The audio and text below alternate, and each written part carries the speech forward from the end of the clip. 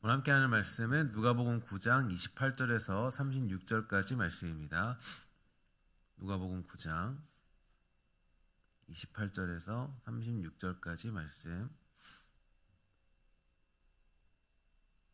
누가복음 9장 28절에서 36절까지 말씀.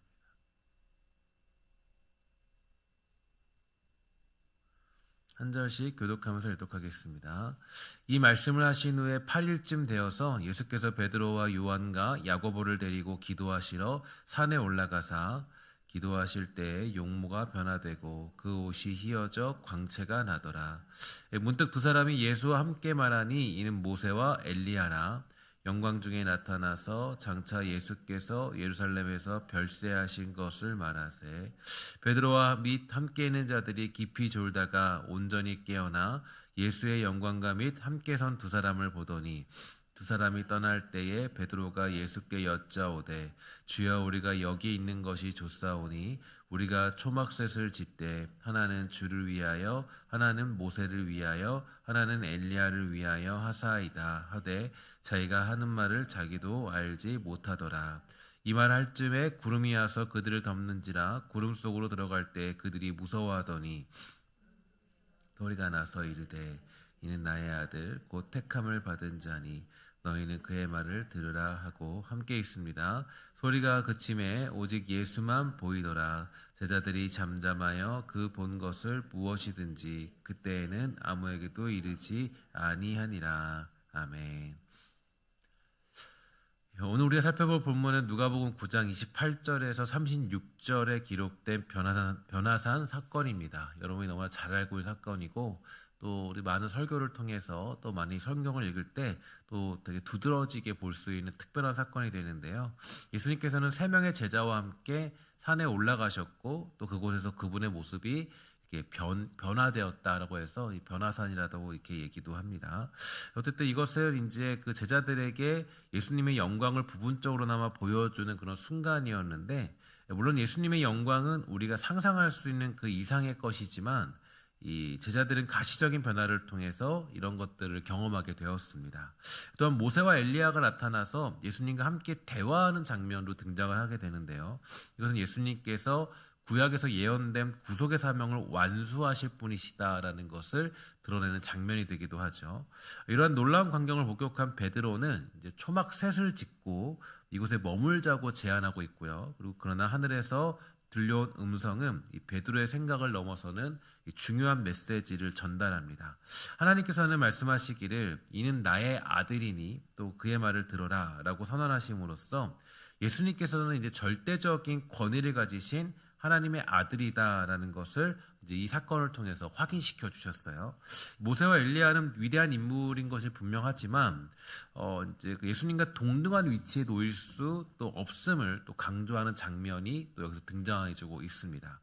이 변화산 사건은 이제 단순히 이제 그냥 영광스러운 체험만을 의미하지 않는데 이 중요한 것은 예수님께서 고난을 받으실 것임을 제자들에게 알려주기 시작하는 시점이라는 사실이 중요하겠죠. 그러니까 예수님께서는 어떻게 무력하거나 실패한 존재로서 이 고난을 당하시는 것이 아니다라는 것을 분명히 해주고 있는데, 오히려 절대적인 권세와 영광을 가지신 분이 자발적으로 스스로 그 어떤 고통의 길을 택하게 되었다라는 것이 강조되고 있습니다.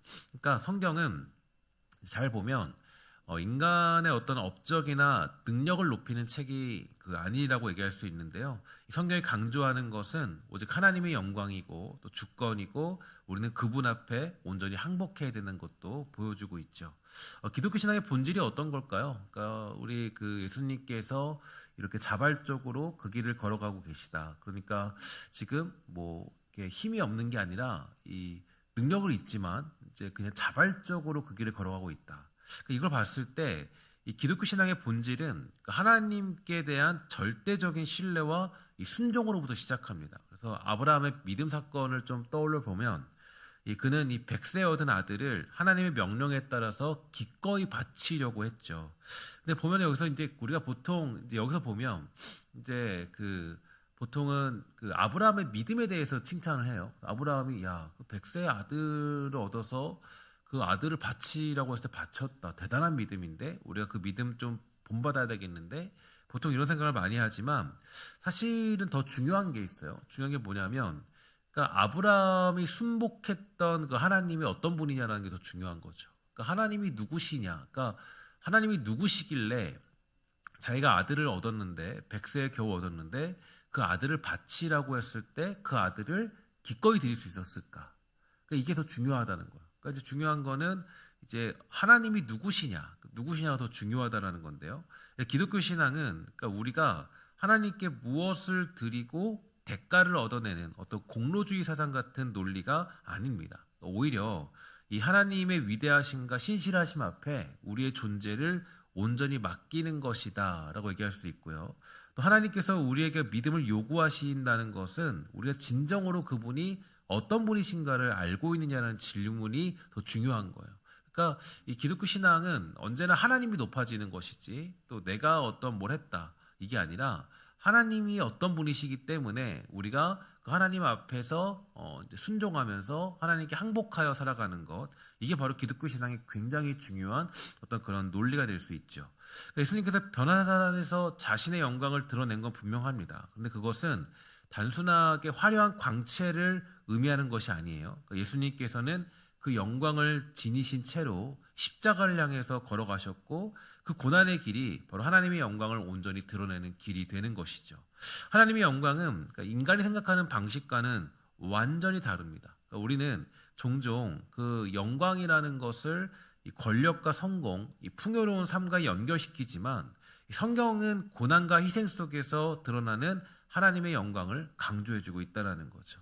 그러니까 여러분과 우리의 삶 역시 마찬가지입니다. 우리가 영광을 경험하는 것은 이 화려하고 특별한 방식으로 어떤 나타나는 것이 아니에요. 예수님께서 이 고난과 십자가의 길을 걸으시면서 하나님의 영광을 드러냈던 것처럼 우리 역시 그 길을 걸어가도록 부름을 받게 된 것입니다. 그리고 그 길은 단순히 희생과 고통을 의미하는 것이 아니라 하나님의 영광이 드러나는 그런 과정이라는 점에서 조금 더 큰 의미가 있다라고 얘기할 수가 있겠죠. 우리가 가는 길은 실패와 절망으로 끝나는 길이 아니라 하나님의 구원의 역사 속에서 포함된 길이다라는 그런 자부심을 가지고 살아가는 것이 중요한 것입니다. 그래서 언제나 우리가 하나님의 영광의 길을 걸어간다는 것을 오해하지 않고 예수님이 가신 길을 가는 것이다. 이게 이제 우리가 되게 중요한 어떤 그런 이 삶에서 신앙의 길을 유지하는 방법이 되는 겁니다. 이 변화산에서 예수님의 모습이 변화된 것과 성육신을 통해서 이 땅에 오신 사건 모두는 다 이제 하나님의 영광을 나타내는 그런 길들이었습니다. 우리의 인생에서 겪는 어려움과 연약함조차도 하나님의 영광을 드러내는 통로가 될 수 있고요. 성경은 심지어 우리의 눈물과 한숨까지도 하나님께서 사용하셔서 영광을 나타내신다. 이렇게 우리에게 가르쳐주고 있죠. 여러분 예수님의 생애를 좀 돌아보면요. 예수님은 끊임없이 기도하시고 또 고난 속에서 눈물 흘리시면서 마지막에는 십자가에서 처절한 고통을 당하셨습니다. 그러나 그것이 우리는 실패라고 얘기하지 않아요. 그 길이 곧 성공이다. 그 길이 곧 모든 것들을 이루셨다. 그래서 예수님이 마지막 십자가에서 뭐라고 그러십니까? 다 이루었다라고 얘기하죠.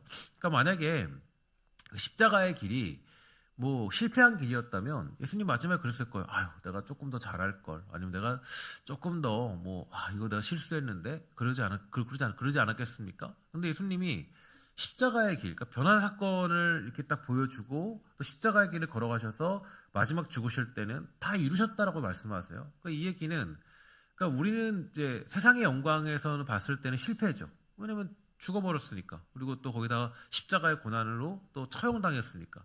이거 실패인데. 근데 예수님은 말씀하시기를 다 이루었다로 얘기해요. 그러니까 변화의 사건의 능력을 보여주시면서 이 십자가의 길을 걸어가신 것은 자발적으로 그 길을 걸어가신 것이고, 그러니까 자발적으로 그 길을 걸어가셨는데 그 길이 망하는 길을 가는 것이 아니라 그 길이 곧 망하는 길처럼 보이지만 그 길이 성공의 길이라는 것을 예수님은 보여주고 있는 거예요.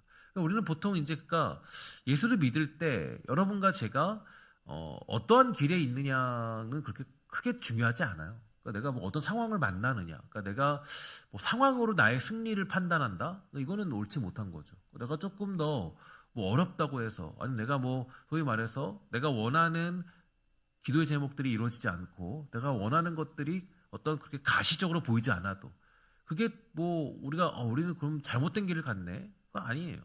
근데 그래서 내가 예수를 믿고도 가난할 수 있죠. 예수를 믿고도 내가 뭐 어떤 병의 질병을 가질 수 있고요. 예수를 믿고도 삶의 어려움을 만날 수 있어요. 그게 이제 우리 망한 것이냐? 그러면 그렇게 보면은 예수님의 길도 망한 거거든요. 그런 게 아니죠. 예수님의 길이 변화의 사건이라는 것의 이 초점은 굉장히 이 영광스러운 분이시고 또 분명히 그 모든 모세와 그 엘리야 그거는 뭐 당대 그 당시 그 유대인들에게는 거의 뭐 최고의 존재입니다. 그래서 여러분 그들은 아직도 그 유대인들은 이제 그때 보니까 거기 그 성서박물관 가니까 유대인들은 아직도 그 자신의 거기 그 회당에 엘리야의 의자라는 게 있어요. 엘리야 의자라는 게 있는데 그 의자가 뭐냐면 엘리야가 아직 오지 않았다. 엘리야가 다시 올 것이다. 엘리야가 의자가 아예 그 회당에 같이 있는 거예요. 그러니까 그들에게 가장 중요한 사람은 엘리야 같은 존재예요. 근데 엘리야와 모세가 와서 예수님의 기도를 돕습니다. 돕고 그리고 거기다가 하나님의 음성이 쫙 들리면서 너는 내 아들이다. 뭐 이렇게 얘기해주고 있어요. 그러니까 이걸 봤을 때 예수님은 모세와 엘리야와는 비교할 수 없는 그런 존재이신데 근데 예수님이 십자가의 길을 걸어가신 거예요. 그리고 거기서 맨 마지막에 다 이루셨다라고 얘기하십니다. 그러니까 이게 이제 이런 걸 봤을 때 기독교의 신앙과 우리가 믿는 그런 어떤 이 믿음의 결과들은 우리가 생각하고 있는 그런 영광의 자리는 아니란 거죠. 그 보면은 이제 베드로도 그래서 그걸 모르니까 베드로도 이제 이 사실을 모르니까 뭐라 그래요? 여기서 초막새 짓고 살자. 여기 있으면 좋겠어요, 주님. 라고 얘기하잖아요. 그러니까 이제 봤을 때 우리가 자꾸 무지해지면 하나님에 대해서 어떤 진정한 항복과 하나님이 인도하시는 길에 대해서 우리가 무지하면 자꾸 신앙의 본질을 상실하는 거예요. 예수 믿는 거를 뭘로 평가합니까? 뭐 내가 가진 재산, 내가 기도응답 몇 개 받았는지, 내가 뭐 신앙의 평가를 내가 어떤 상황과 환경이 있는지, 내가 이루고 싶은 것들이 이루어졌는지 이런 것들을 자꾸 이제 신앙을 평가하는 거예요. 근데 신앙의 길은 그게 아니죠. 예수님의 길을 보세요. 예수님은 결국 십자가 지십니다. 십자가 지시면서 거기서 이제 어떤 고난을 당하시고 죽으세요. 죽으시고 그 다음에 다 이루었다라고 얘기하시고 숨을 거두세요. 다 이루었다라는 그 마지막 그 장면이 우리에게는 굉장히 중요한 그런 메시지가 되는 거예요. 그러니까 이 변화의 사건만이 중요한 것이 아니라 이게 증명해주고자 하는 것은 결국에는 예수님의 그 죽으심은 힘이 없어 죽으신 것이 아니라 예수님이 원래부터 목표한 길이셨고 그 길을 걷는 게 예수님이 가고자 하는 길이었다는 거예요. 그래서 그 예수님은 이제 어떤 그런 이 삶에서 그런 어떤 십자가의 길을 걸어가시면서 그게 실패가 아니고 하나님의 길에 순복한 길이었다라는 것을 완벽하게 보여주고 있는 거죠. 그러니까 우리가 자꾸 예수 믿는 거를 이제 오해하면 안 되는 겁니다. 그러니까 이제 사실 우리가 늘 제가 말씀드리지만 이 사람을 이렇게 유혹하기 위해서 가장 좋은 건 환경 가지고 이제 유혹을 하는 거죠. 그러니까 어떤 결과 가지고 뭐 예수 믿으면 뭐 다 잘 된다거나 뭐 아니면 너 복 받고 축복 받는다.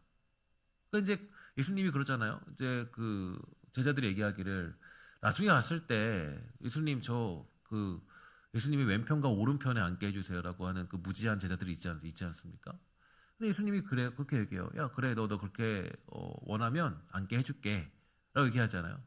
그 이제 보면 그 야고보와 그 요한이잖아요. 보면 이제 그 결국에는 걔네들은 그 제자들은 알지도 못하고 얘기하는 거예요.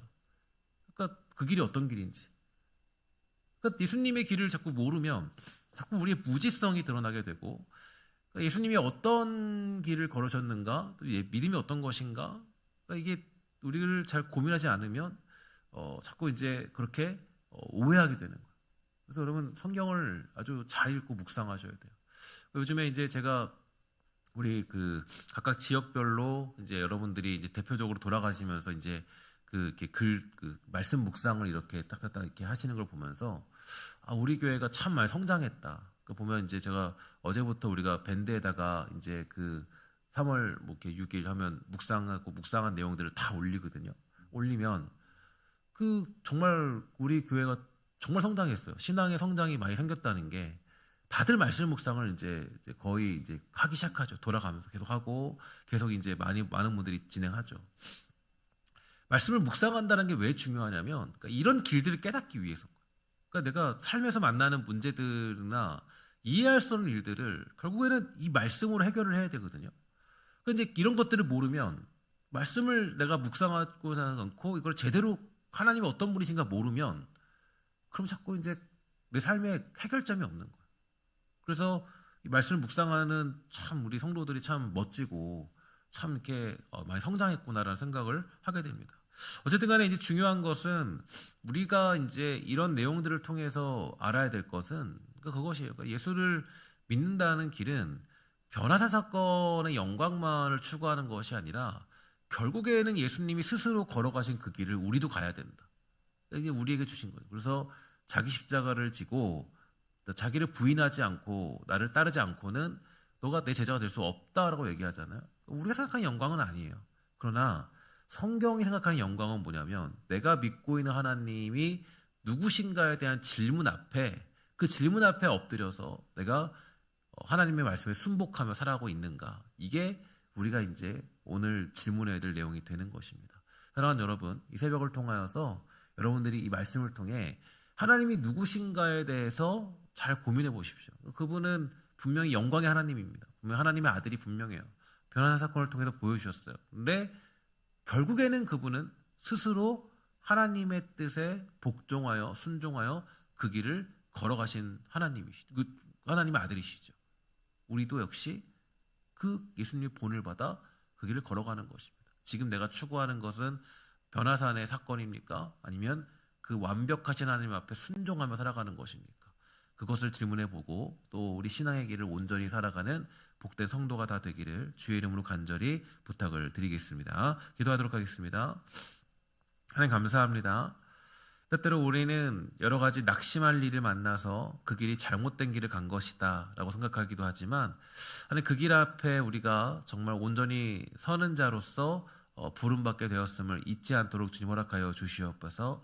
우리 예수님은 힘이 없기 때문에 우리 예수님은 능력이 없기 때문에 그 십자가의 길로 잡혀간 것이 아니라 변화사 사건의 주인공이시고 그 사건을 통해서 자신이 누구이신가 명확히 드러내셨고 또 명확히 보여주셨지만 하나님 우리 예수님은 하나님의 뜻에 순종하며 그 길을 걸어가셨습니다. 하나님 우리도 정말 그저 겉으로 보이는 영광에 우리가 그냥 있는 것이 아니라 그 영광 안에서 정말 하나님의 뜻이 무엇이고 주님 원하신 것이 무엇인가 깊이 깨달아 그 길을 온전히 걸어갈 수 있는 믿음을 우리 모두에게 허락하여 주시옵소서. 하나님이 어떤 분이신가에 대한 질문 앞에 엎드려 살아가는 복된 성도가 되기를 간절히 소망하며 모든 말씀 예수님의 이름으로 간절히 기도합니다. 아멘.